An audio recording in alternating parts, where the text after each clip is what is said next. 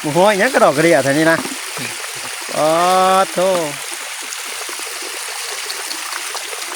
โคตรว่าหมูห้อย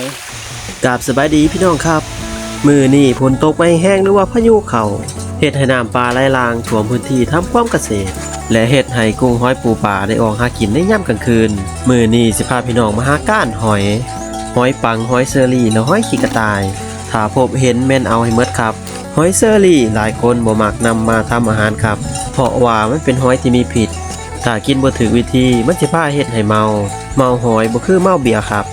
ถ้าสินำมาทำอาหารแม่นเอาตาเอาไข่มันออกจังกินครับส่วนหอยปังแล้วหอยขี้กระต่ายแม่นกินได้ทั้งหมดครับกินบ่ได้แต่กาบหอยครับกาบหอยแม่นนำเอาไปห้อยและเฮ็ดกำไรนำเอาไปแขวนที่ต้นมะฮุงมันสิเฮ็ดให้มะฮุงมีผลลูกที่ดกหนาครับถ้าไผบ่เคยเฮ็ดให้ไปลองเบิ่งเด้อครับได้ผลจริงเด้อครับเรื่องนี้ผมคิดในใจว่าถ้าบ่ได้ผลให้ไปอมขี้ม้ามาพูดใส่หน้าผมเลยครับผมคิดในใจซื่อๆบ่ได้ว่าออกมาเลยหมากหอยมันมักอยู่ที่ตื่นโตดำๆเกาะอยู่แถวงาไม้นั่นแหละหมากหอยครับบางคนก็ลงไปงมเอาเลยครับเพราะว่าไปตองน้ำมันเฮ็ดหมากหอยจมลงครับถ้าไผย่านเปียกให้นำเอากระตองมาตักเอาเลยครับ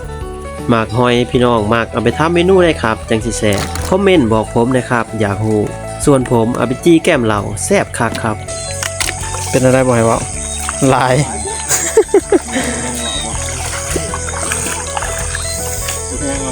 ไปคุย เอาไปฆ่าอยู่ซุยผม ให้เดินเท้าพัน ไม่ละ20,000ยังซื้อกันอยู่ซุยล่ะที่แท้กันเดียวกันนั่นแหละว้าโทหมูหอยยังกระดอกกระเดี่ยแถวนี้นะอ๋อโธ่โคตรว่าหมูหอยผมแม่นนั้นเอามาหิมลงมาจ้ะ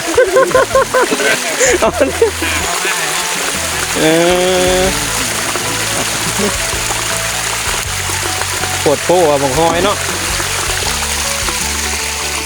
เก็บหมดละ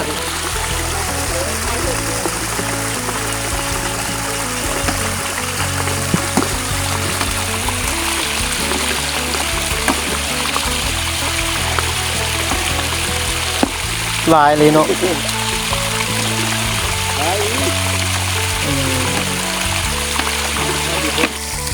อันนี้มั้ยหอยกระต่าย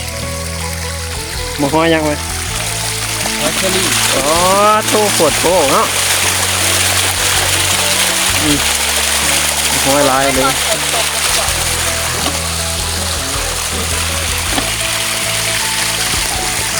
พอที่ให้เอาหมดเดียว ฮะโอ้ยเอาคนเดียวนี่ก็ขึ้นเราได้นี่นะก็แล้วลายเลยนะ แบบง่ายเกินไก่แล้ว ปวดแข้งย่างลายกันละ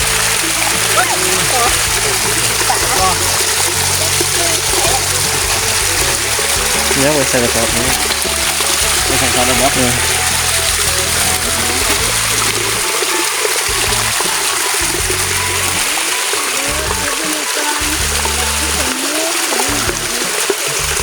อุ้ยปิงสิอุ้ยปิง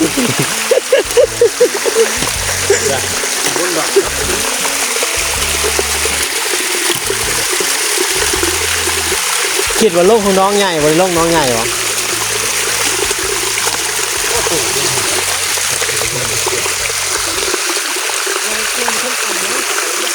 โอ้ยังบ่ทันออมน้องกันได้เนาะโอ้กันหูนี่ก็เอากระสอบปานมาแล้วมาโอ้ยเมื่อเอาไม้แล้วเป็นไง